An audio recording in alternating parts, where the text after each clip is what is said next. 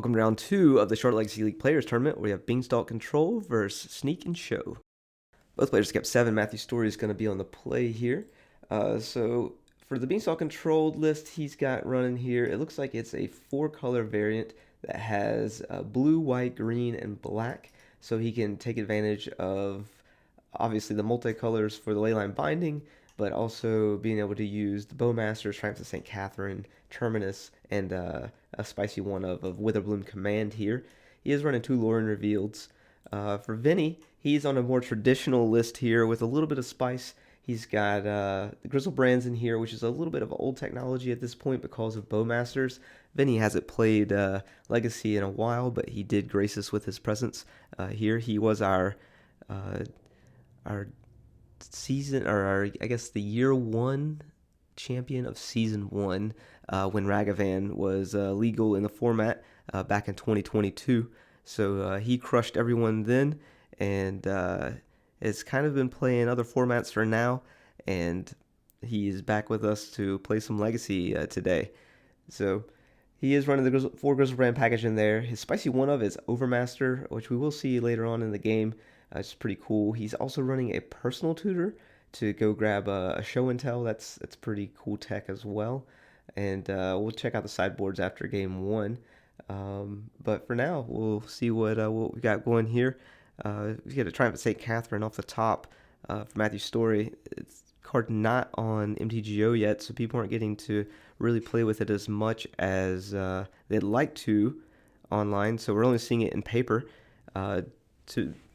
That being said, it did take down Eternal Weekend, 4-color Triumph of St. Catherine deck with Leyline Bindings and Beanstalks as well. So it looks like we got a double daze out of Vinny here. Let's see if Matthew's got anything to say about that. He doesn't run dazes, but he does have a Force Will in his hand, and sticking that permanent on the battlefield is pretty important for Matthew, because not only is it a 5/5 lifelinker, it's very hard to be removed for the show and tell player. So another land here, and we'll see a pass back over to Vinny and see if he can make up some ground. He's triple dazed this game, returning the land, so he's set himself back 2 turns on lands. That could make the difference between being able to make something of a game or not. It does look like he has a grip full of lands as well, so that's kind of tough. He's going to need to find a cantrip to get out of this. And looks like he drew another land, so that is tough breaks for Vinny right here, right now. We'll see a Simian Spirit Guide to protect, and we'll see what happens here. So yeah, he's using it just as a chump blocker for now to keep that life total up while he's trying to work through his deck and find some pieces of the combo to get him going. And it looks like another land off the top there for Vinny. Not going to be too happy about that. And 5 more coming across to him, and Matthew going up to 32. It's kind of tough. Oh, another one of in Vinny's deck is an Omniscience, and of course he has the 4 sneak attacks. So it's a very tight package in here. It just looks like he's finding every land that he owns. There's a Grizzlebrand and another Daze, so I'm sure the Daze is not what he's interested in at this point. Putting back probably 2 lands here, and he'll be able to fetch those away and hopefully find something better off the top. Ancient Tomb, and he's only got 2 turns left, and every turn that he's waiting, Matthew's just drawing more cards to clog up with counter spells.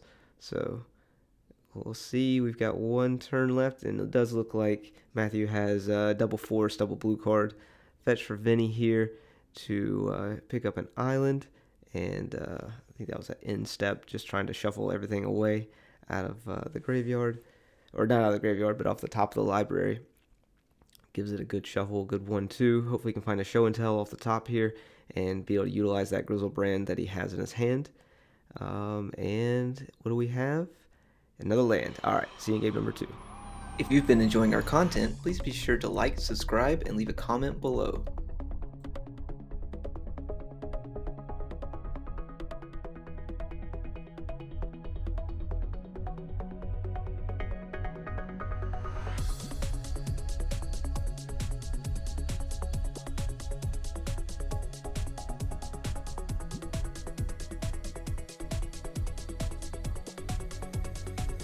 Welcome back to game number 2. Vinny's kept 6, Matthew's kept 7. Vinny will be on the play this time. See an island and a ponder coming from Vinny. See if he can actually make a game out of this number 2 and see what he can do. It looks like he's got a show and tell, maybe a brainstorm and a land on top. It looks like he also has Grizzlebrand in his hand, so it's not a bad place to be for him. And he looks like he has enough mana as well to actually work through this. It'll just be really what Matthew has in terms of counter magic, being able to stop this show and tell and or sneak attacks that could come from Vinny. So it looks like he likes what he sees off that ponder, and he's going to keep it and draw a card. And it is a daze, his namesake there. Vinny does love some dazes and some stifles, and maybe we'll see him come back around to that in the future, since the show and tell didn't quite work the way he wanted to. Another land for Vinny, and probably going to see a pass back over. Yes, we are. We'll see if we can see some Beanstalks come out of Matthew here, and just going to be a ponder for now. Let's see if he likes those top 3, if he's going to shuffle them away and try and find something a little bit better. One of those being a Bowmaster. He likes what he sees, and he's going to pass it back over. So we're just building our hands and our mana bases up here. Vinny with the show and tell off the top, and if he has the 3rd land, we may see it happen here. So fetch from Vinny, getting a Volk, and we'll see a defense grid come out. So pass back over. Now the plus side to the defense grid is he can't counter any of Vinny's spells. The downside to the defense grid is Vinny cannot counter any of Matthew's spells. And we'll see a Leyline Binding coming from Matthew here, using those lands as a resource for the Dominion, as well as using some mana as well. I guess Morrow or Forsyth or whoever the fuck did that ban restricted announcement when they banned Ragavan was not incorrect about Leyline Binding eventually making a home here in our format. But the downside is we are being punished with the Beanstalk being able to draw a card to replace itself. So typical Fire design for WotC over the past couple of years is if it doesn't immediately replace itself, it's kind of hard to justify playing it. So Leyline Binding with the Beanstalks is just another piece of that puzzle. So Brainstorm from Vinny, putting 2 back on top. He's found his 3rd land here, so he should be able to fetch those. If he doesn't like what he sees on top, he can fetch those away, and if not, he can draw them the following turn. And hopefully we'll see a show and tell coming from him momentarily. It does look like he has that spicy one of in his hand as well, which is Overmaster. It's a very interesting spell that allows him to play through, or basically when he casts it, the next instant or sorcery he casts after casting Overmaster can't be countered. It also allows him to draw a card as well. So it's like we'll probably see that here in just a moment with that show and tell. So yep, there's the Overmaster. And Matthew's like, what the hell is that? So we got a little bit of a reader there. Like I said, when he casts his next instant or sorcery spell, it can't be countered. So you can waste your counter spell on this spell, and then he's still going to cast a spell he wants, or he's just going to be able to do it. We'll see a Bowmaster coming from Matthew, which is really good. It lines up against Vinny's Grizzlebrand in his hand. He also lines up against the draw card effect that Overmaster also offers. So Vinny's going to take 2 damage there, and Matthew's going to have a 2/2 Orc army and an Orcish Bowmaster. Show and tell off the top, and we'll see another Bowmaster, so 3 damage to Vinny, and there's 5 power on board up against a sneak attack with a Grizzlebrand in hand. Now, if that Grizzlebrand was an Atraxa going into next turn, that would be a little bit different because Vinny could find another creature he could attack with off that Atraxa as well, without taking any damage from those Bowmasters because it's not a draw effect. I think exile the top 10 and allow that to happen. So we'll see a Leyline Binding from Matthew, and Vinny quickly dazes that away. And it looks like we were going to fight over this. We got a Force of Will pitching. We have a Force Negation pitching a. Now that was an instep too. Wow, that was a whole big instep there. I didn't realize it was all instep. So we got a daze and a forced negation, and somehow that I think we had a double daze. Okay, it was a double daze. Wow. Okay. Playing 8 of those in your deck, I guess, is gonna do that for you. So, see an attack for 5 here, and Vinny can't use the Grizzlebrand to block quite yet, or Matthew's not gonna allow that to happen. We'll see a fetch, and we'll see a Beanstalk. Okay, no draws or no attacks here. That's smart for him because he could have flashed in the Grizzlebrand with the sneak attack, blocked, gained 7 life, drawn 7 cards. It would have taken 14 damage in all, but he would have also gotten to look at 7 more cards and potentially find an Emrakul off the top. So for now, Vinny's just going to be able to attack, not be able to press the button on Grizzlebrand because of those 2 Bowmasters.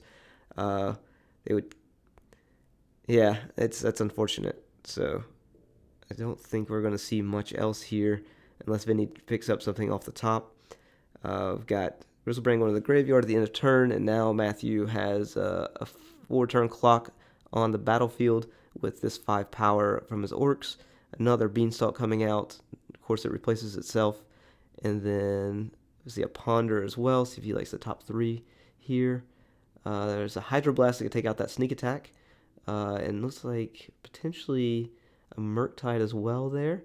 So, see a Hydroblast on the sneak attack. So Vinny is now in pretty deep peril just from not being able to get any creatures out. He doesn't have another show and tell in hand.